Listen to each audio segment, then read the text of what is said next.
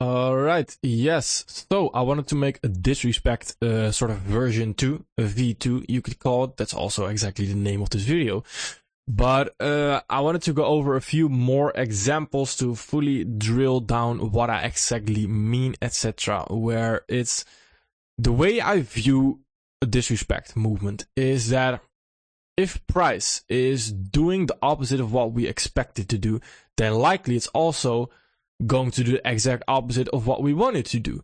Meaning that if we are expecting, based on order flow, etc., we are expecting bullish prices, for example, and we don't get those signs, and we get bearish signs, then of course price will likely want to follow through on the bearish side. So it will likely want to switch that bias real quick.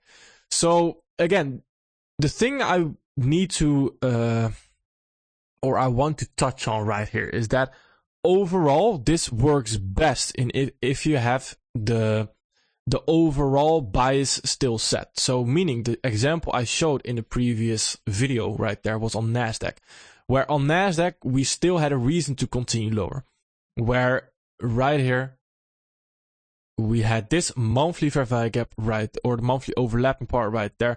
Then on the daily and the 4 hour we were just continuing lower. But on the 4 hour right here, we didn't really have that boundary to go into the lower time frame just yet. As in, I could not really find for myself a great boundary that I wanted to go into the lower time frame from to look for a 5-minute entry or something like that. As in, yes, of course, in hindsight, I see this gap right there, but I wanted some more confirmation because I don't usually use gaps like that. So I wanted more confirmation, which led me to, all right, on the 1 hour right there, I can see that we are not following through. So we have this 1 hour fair value gap right there. If we want to continue higher, then we will create a new 1 hour fair value gap right there, which we don't do. So we are disrespecting potential bullish order flow right there in an overall bearish scenario still. Meaning that if we can get the 15-minute right there to show itself a boundary in the form of that 15-minute fair value gap right there, that is just a boundary now to go into the 1 minute time frame to look for an entry right there. So the thing I want to show you here is that the usual thing is that you have 15-minute or you have PDRA and you go into the lower time frame. Here there's one step extra to it, which is that bias, that narrative, whatever you want to call it right there. Which, what I mean by that is that if we go back to Australian dollar, New Zealand dollar, then for example here, throughout this week in the weekly forecasts, I mentioned that I wanted to see higher prices. And the reason for that is because on the daily time frame, we had this daily fair value gap sitting right there. Now, that daily fair value gap can push price higher, like it did right there. Above that high, perfect. Context is now taken. Once that context is taken right there, and we want to actually continue higher, what will the daily want to do right here? What did the daily do here? Daily right here had a daily fair value gap sitting right there. We come into that. What do? We create a new daily fair value gap off it. Why did price just glitch right there? I wanted to show yes, perfect. We want to create a new daily fair value gap higher off of that, right? If we want to actually continue higher, what does price do right there? It does not create a daily fair value gap. Why does it not create a new daily fair value gap higher? Because price trades into this high of that candle, which obviously would be the low of the fair value gap at that moment in time if we do want to create that. So at that time, here you can look on the 4 hour to look for a potential trade. 4 hour fair value gap right there. 4 hour fair value gap, because this is my thought process, right? In the live environment, I'm not looking at shorts right there. Of course, that's hindsight, but I'm going to show you my live thought process as well on how I would approach it in a live scenario. Where right here, I would wait at that moment in time. 4 hour fair value gap, because I can already see myself telling you that. 4 hour fair value gap higher right there, overlapping with the high. Context is taken on daily, so 4 hour context, boom, take the trade higher. 4 hour fair value gap overlapping with the high. That's what you would want to use. All right, we don't have that right there. That's pretty odd right there. All right, first sign that we might want to continue lower, but there's nothing guaranteed just yet, as in there's just clearly nothing. we're still a little bit in the middle of nowhere right there, where it's just not really clear. Then on the daily right there, what have we done? On the daily, we traded into this high. What does that mean? That means that we are not creating a fair value gap right there. Very, very simple fact, right? It's very basic, but the basics get overlooked right there, where the basics are telling you so much. And that is what we need to pay attention to. So here, this daily not following through of the order flow right there creates what? That creates a boundary, because if price doesn't want to continue low or higher right there, what will it do next? It will likely reach for another discount array. So doesn't continue higher right there, reaches for another discount array, which again, if you have your bias, which is your direction, if we want to continue higher or we want to continue lower, price is always reaching for either a discount or a premium array. It's always the fact. So price does not want to continue higher right there based on order flow not following through right there. All right, do we have something on a weekly maybe below that what we can reach for? Well, next week we can potentially reach for the weekly fair value gap. Overall, we can reach for that discount array right there. So this daily right now, daily is a boundary to now go look for a PD array, to look for the boundary, to look for your entry pattern. And the reason why we need that boundary is because your usual price action is daily fair value gap right there. We want to continue higher off of it. All right, this PD array, daily PD array, is our boundary to go into the 15-minute time frame to look for an entry that is somewhere along the lines of this. Boom, your entry. All right, target higher. That's a two-step process. As in, that creates, again, a PD array boundary. Or, sorry, PD array entry pattern. PD array entry pattern. So that is a two-step process. Whereas in the next thing, if we use that discount, if we use that disrespect, then that disrespect right there does not create a PD array, right? It does not create. So if we want to capitalize on the disrespect, capitalizing on the disrespect, meaning that if this doesn't want to follow through, then the next target will be that swing low right there. If we want to actually target that swing low and capitalize on price disrespecting and not following through, so it wants to continue lower, then we need to find a PD array on the lower time frame, on the time frame just below the disrespect, to actually capitalize on the move. Because obviously, price is not going to create a daily fair value gap lower before it reaches that discount array right there. That would be very rare, and that's likely not going to happen, and you're stuck waiting. Which then is not bad, because again, that creates your normal scenario. What does that create? That creates your daily fair value gap to then continue lower, which is again that PD array to then the 15-minute time frame. Just a two-step process. But this requires a three-step process if we want to capitalize on a disrespect move. Why is that? That is again because that we need a PD array to go into the 5-minute to 15-minute time frame. We can't just go into the 15-minute time frame right there. No. We need to make it easier for ourselves as well. We need some kind of 4-hour right there, because daily disrespect, 4-hour right there. So ideally you want to go one time frame below it. If the time frame below it doesn't have anything, you can go a time frame below it as well. Because all you're doing right there is, again, you're doing the same thing. This is the whole thought process where I need to explain this very clearly, so bear with me. If we are disrespecting this daily order flow and we want to continue lower, then we will reach this discount array, meaning that creates your context. The context right there is this high towards this low right there. In between that, you want to get involved. So if we want to get involved in between that right there, and we didn't see this coming, so we didn't have a premium array to get involved at the top right there, so we didn't see that coming, then it's the same process that if we were to move from this daily fair value gap right there higher towards this daily context high right there towards the premium array, that we need to take into account which fair value gaps are being formed in the meantime, so we can place our stop loss correctly. meaning that we know price does not want to go above this high. But where does it want to go above? So on the 15-minute time frame, we can see, all right, on the 15-minute time frame, it doesn't want to go above this high.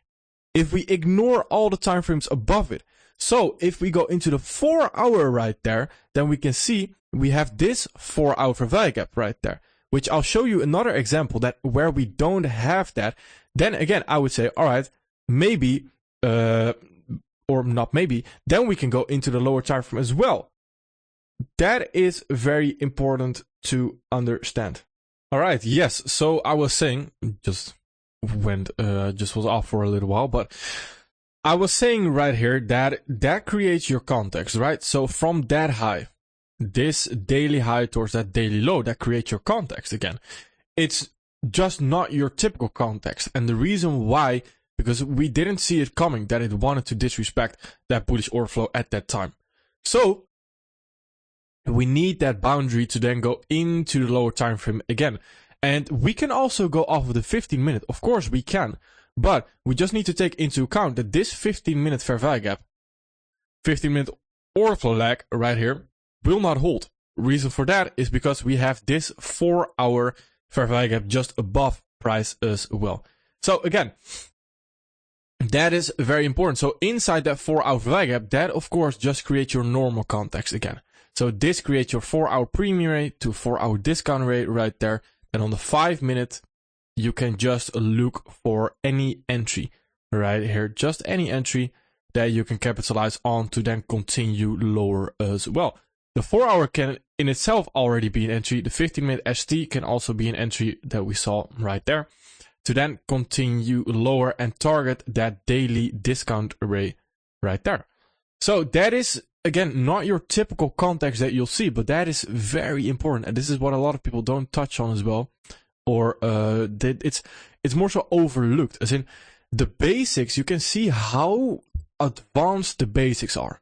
That's the funny part. That's the funny part about this, that we're just still using the same concept, still using the basics, but it's so advanced. The basics are so advanced that it's perfect. We love to see it.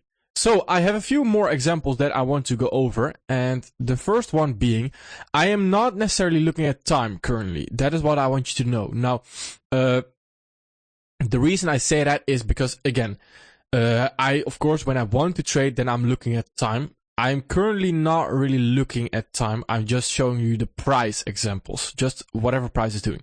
Here on the Euro USD, we have, of course, all been aware of whatever it's doing right here. Monthly fair value gap being created above price action.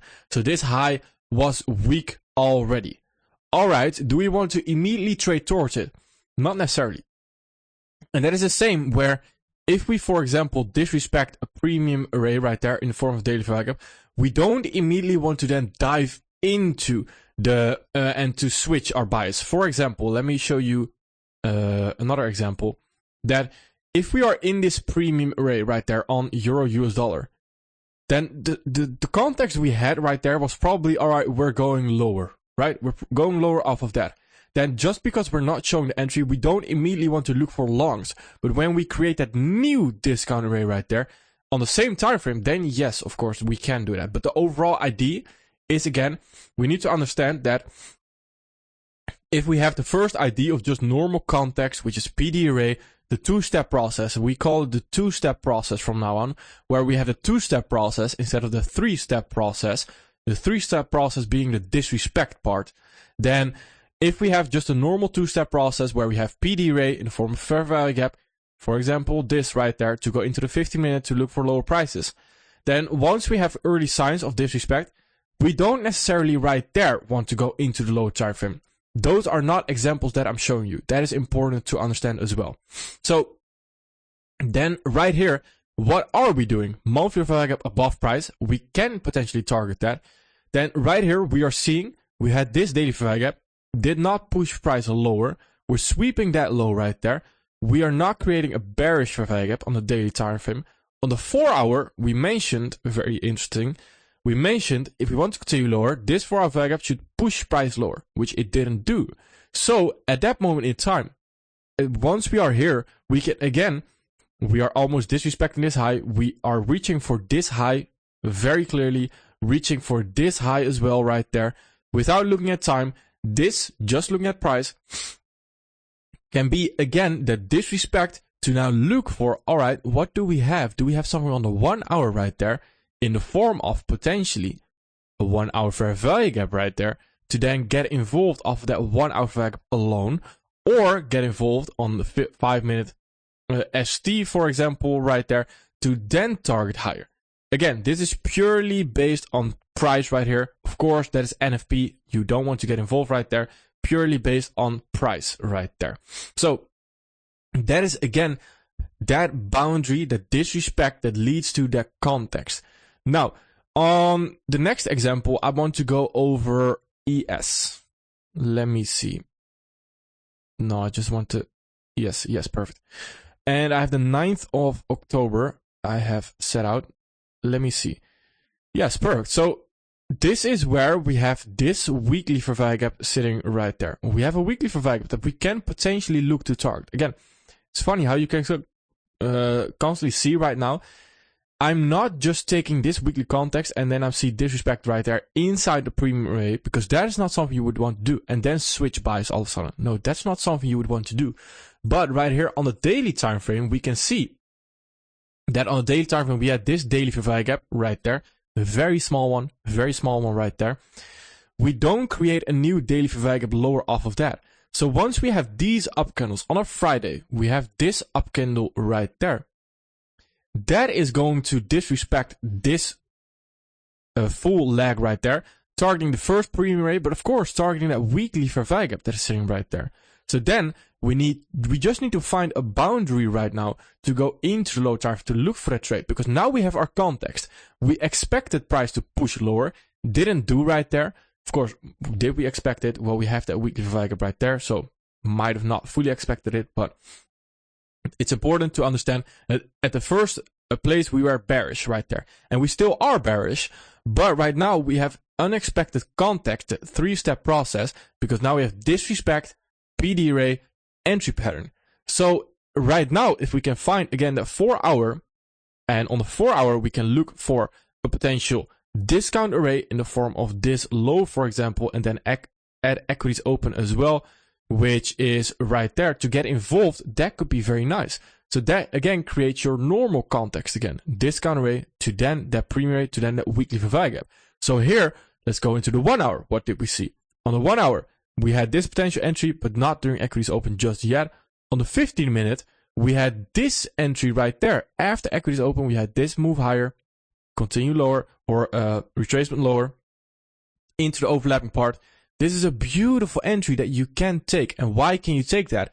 Disrespect, again, that PD array, that boundary, and then you have that entry pattern, just very simple right there.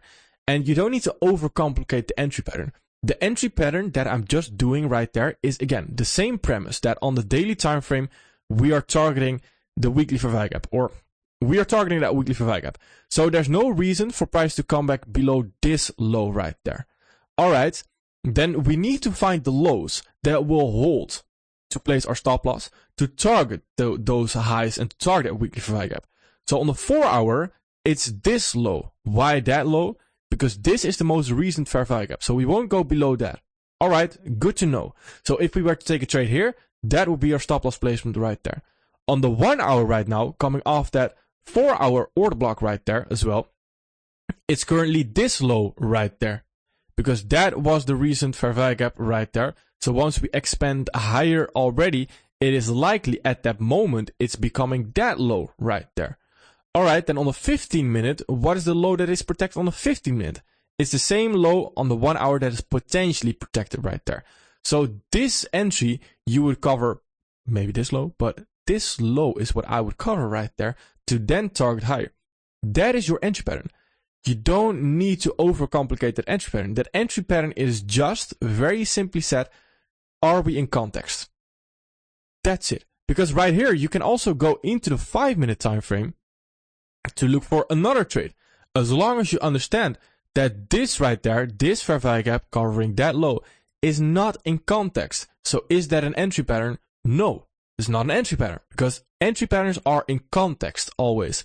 So that is where you cover that low if you want to enter. But this, for example, right there is in context because there's no reason to come back below that low right now. Then you can even go crazier on the 1 minute, where on the 1 minute you can do the exact same. I don't have the 1 minute data, but on the 1 minute you can do the exact same as long as it's in context. So you don't need to overcomplicate the entry pattern. The entry pattern is just, are we in context with the order flow lags? That's what you enter on. That's it. And that is how you can make it very easy. And that is, again, that disrespect boundary to then your entry pattern. And the entry pattern is just, again, very easy, the context.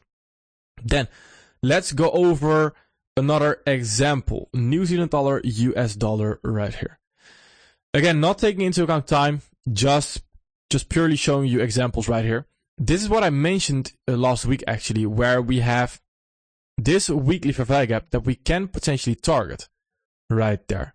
That weekly fair value gap is something we can target. And the reason for that is because on a daily time frame, we came off this daily fair value gap and we did not create a new daily fair value gap lower right there. All right, that is quite interesting because that means that this whole leg is low probability. So we will likely target the weekly fair value gap right there. So now that is not your typical context. That's not your two-step process. Why is that? Because again, we don't have that daily fair value gap, so daily discount to daily premium rate. Not that two-step process. No, we have a fail to follow through. So we don't have that bearish intention anymore, which creates this disrespect right there. That disrespect is now a reason to say this low is protected currently until we deliver towards this high. So in that moment, in this moment, we are sort of in the middle of nowhere. In that moment, we need to understand that this low is protected and this high is likely going first. So whichever high or low is going first, that is the one we want to be trading towards. When we did have a daily fair value gap here, so at this moment in time, for example, then we could say daily fair value gap right there. So which high or low is going first? Well, this high came into the daily fair value gap, so likely this low is going first. So then again, once we deliver, we disrespect, we don't create a daily fair value gap lower, then right there, this is our not ordinary context, extraordinary context right here. So we have this low towards that high. Then we need to find on the 4 hour, and this is what you saw me do actually on the 4 hour. Do we have some context on the 4 hour? Well, we didn't really create that here. If we wanted to get involved here, then this would be the low and this would be the 4 hour fair value gap right there. So then on the 1 hour, do we have something? On the 1 hour, we also did not have something right here. On the 15 minute, we also, yes, we could have forced an entry, but we just had this 4 hour fair value gap. So again, if it's not in context right there still to deliver towards that premium rate, then again, it's not something I would want to get involved in as well. But this is where the delivery wasn't that nice, but the example itself on the higher time frame is very nice. Again, it's the same exact thought process. So this is what I wanted to go over, and this is very important to understand. Now, the thing that's also important to understand that if you are expecting lower prices off of the weekly fair value gap that was right here, and you are looking at shorts initially off of this weekly fair value gap, then the thing that's important to understand is that this area right there is not necessarily where you want to look for your entry initially, because that is where you are still in a premium rate and all of a sudden you switch your bias to your discount array. Whilst we don't really have the arguments, yes, we have bullish intention right there on the 4 hour, but that is not a very high probability area to look for your potential entry. Where it is a high probability though, is if we now follow through on this fair value gap right there, create a potential new fair value gap right there, and then we can target a new premium rate again. So that is, again, very important to understand. Let me know if this makes sense. I would love to make a V3 on this as well. This is something we will touch on as well, of course, in next enrollments and in next videos as well. A little bit more in depth, because this is something you can look to use in your delirium trading plan. It can be a trading plan in itself where you combine Delirium with the disrespect. So you have a 2-step process and a 3-step process. Can be a trading plan in itself. And this is also a lot what you see me do in the flow trading plan as well, where it's already involved. All right, let me know if this makes sense. Hopefully it does, and would love to make another video on it as well. Perfect. Thank you.